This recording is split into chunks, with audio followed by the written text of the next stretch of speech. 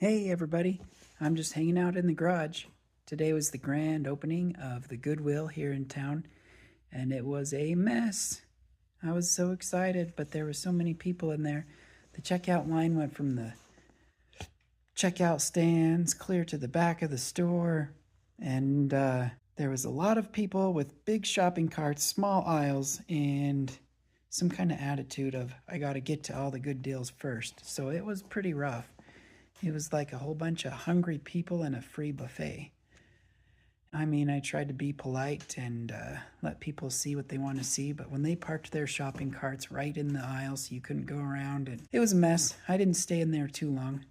I went to the back of the store to try to get some air, and every little nook and cranny had people stacking clothes and trying them on in the store.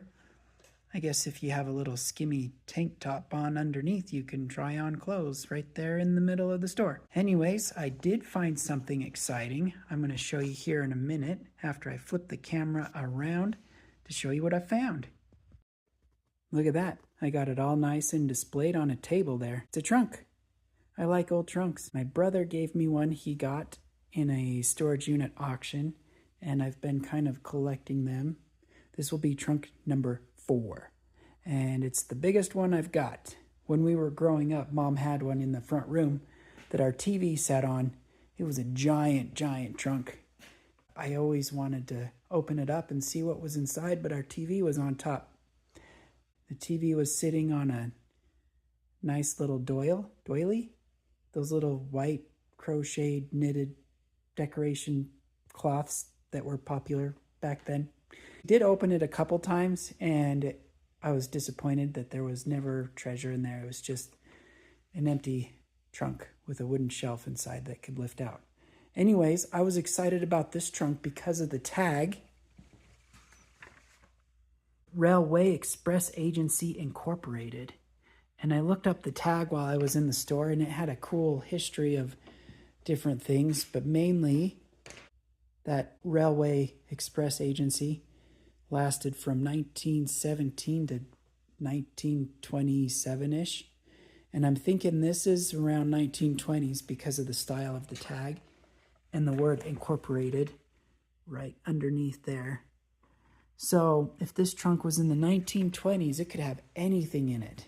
And when I say anything, I'm meaning that there is something in there. It's locked. I'm going to look up on YouTube on how to pick a lock, but I didn't want to damage it.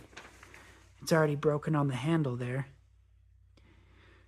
But if I can't get it unlocked, I'm going to have my dad come help me in a few days. Just a quick history about that tag. America was short on coal during World War I, 1917-ish, and the president would have been Woodrow Wilson. He wanted the railroads to be able to easily transport coal, of course, and troops and supplies. And so he put together a company, the United States Railroad Administration, and that did not include the big companies of the time, the delivery companies like UPS or FedEx. It wasn't those, but it was different companies like the Great Northern Express or the Western Express, Wells Fargo, American Express. It didn't include those.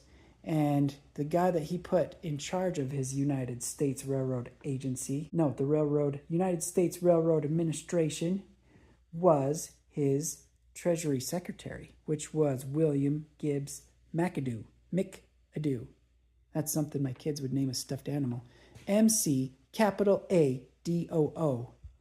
And while this guy was in charge, the administration, he didn't like all the different groups being separate, and he tried to squish them all into one.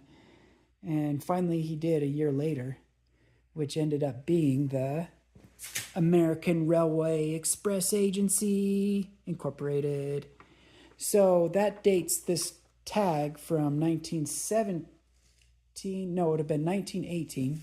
1917 is when Woodrow Wilson put the agency together, and then 1917 is when McAdoo kind of put them all together. So this goes from 1917 to 1975, but because of the tag and the incorporated, word right there. This agency had a lot of different names throughout its history. Puts this trunk about 1920s, which I'm excited about. And it is a Mendel Tourist, which I don't know too much about, other than they were famous for making trunks wardrobe style. They'd have a little chest of drawers on one side and then a mini closet on the other. But this looks too thin on the top to be a wardrobe. It does have no handle on this end, which means you can lift it straight up and set it on its end there. The handle's broken. What's killing me, though, is that there's something in there. I don't know if it's shelves or dividers or something, but something is clunking around in there when I move it. And it's locked, of course. And I don't know how to pick locks. I'm going to have Dad help me in a few days because he knows how to do that kind of stuff. And hopefully we can get it open without a crowbar. But there's something in there. We're going to figure it out in a couple days. I don't know if I can wait that long.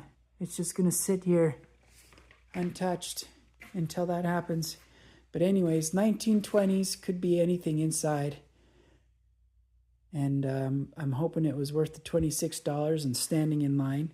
There was a nice little worker guy pushing a cart down the checkout line, offering free donuts from Spud Nuts and water and fruit snacks for kids. But my hands were full of the trunk. It was a tight space. I couldn't set it down. Everybody was laughing at me. But I got the trunk, got it out. I'm going to have to buy my own donuts, and we'll celebrate when we can get it open.